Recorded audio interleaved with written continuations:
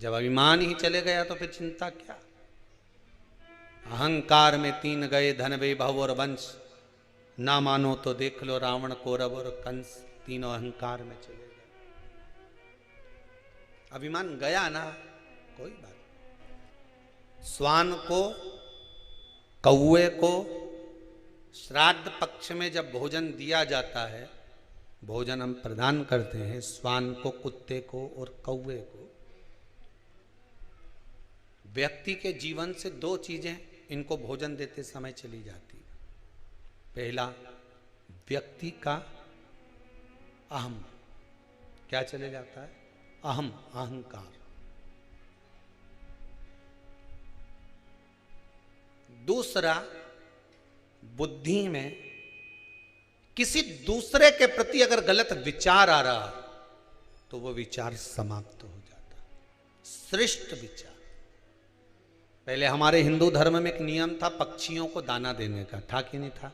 कि पक्षियों को लोग दाना देते। दाना देने का कारण बड़ी प्रसन्नता होती है। जब आप लोग कई पक्षियों को दाना देने जाओगे, ऐसे पटकोगे, पक्षी उड़ के आएंगे, खाएंगे, उड़ के जाएंगे, आप थोड़ा सा आगे बढ़ेंगे, फिर उड़ेंगे, बड़ी प्रसन्नता होती है। कारण क्या है? पक्षियों को दाने का हमारे हिंदू धर्म में प्रमाण क्यों कहा गया? उसका केवल एक कारण है कि हमारे भीतर जो किसी के प्रति बैर भाव होता है, हमारे भीतर किसी के प्रति कपट भाव होता है, पक्षी को दाना देते समय वो कपट, वो बैर भाव समाप्त हो जाता। पक्षी को दाना देते। एक किसी व्यक्ति का फोन आया था, क्या गुरुदेव ये बताओ, ये जो 24,000 श्लोक से आहुतियां छूट रही हैं, अग्नि में सांकल्य दी जा रही है, क्या इससे पितरों को मोक्ष मिल जाएगा? गरुड़ पुराण में कहा गया, जब पितरों को बहुत भोजन मिलने लगा श्राद्ध पक्ष में, तो उनको अजीर्ण होने लगा, वॉमिटिंग करने लगे, पितर रोने लगे कि हमको इतना भोजन मिल रहा है, हम इतना खा रहे, पच नहीं रहा, क्या करें? सारे पितर दौड़कर ब्रह्मादेव के पास पहुंच गए। ब्रह्मा जी कृपा करिए। ब्रह्मादेव भगवान विष्णु के पास ले गए पितरों को। भगवान विष्णु ने पूछा क्या हुआ? तो क्या महाराज जी ये पितर रो रहे हैं। क्यों? कि 16 श्राद्ध में इनको खाने को मिलता है, साल भर तो मिलता ही नहीं, एक बार जब जम के मिलता है तो डट के खा लेते हैं, और डट के पितर खा लेते हैं तो वो अजीर्ण हो जाता है। क्या करें? सब लेकर भगवान शंकर जी के पास गए। भोलेनाथ जी से पूछा प्रभु क्या करें? शंकर जी ने उसी समय पर अग्निदेव को बुलाया। अग्निदेवता जरा इधर आओ। अग्निदेव बोले बोलो प्रभु क्या बात है? शंकर भगवान ने कहा सुनो अग्निदेव,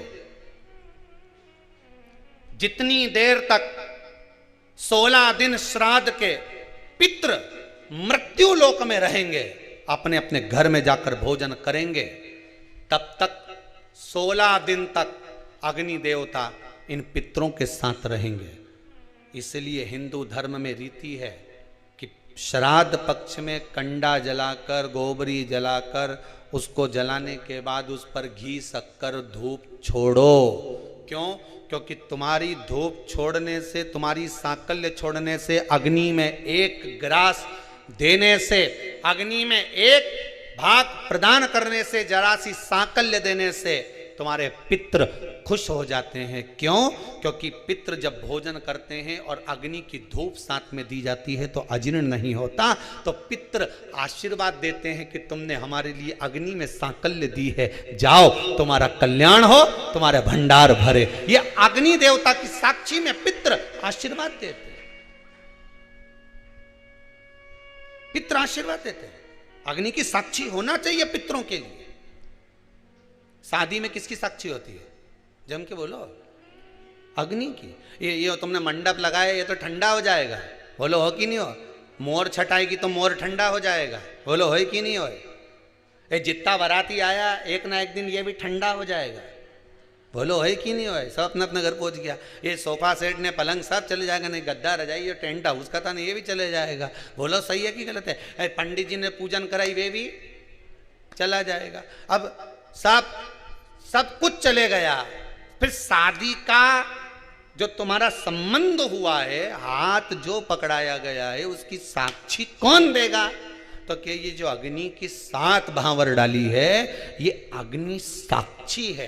तो उसी तरह पितृपक्ष में आप लोगों ने जो अपना नाम गोत्र लिखकर भेजा है और उसकी जो सांकल्य डल रही है, वो अग्नि उन पितरों की साक्षी है, उसका फल वो जाने। उसका मोक्ष तब हो जाए।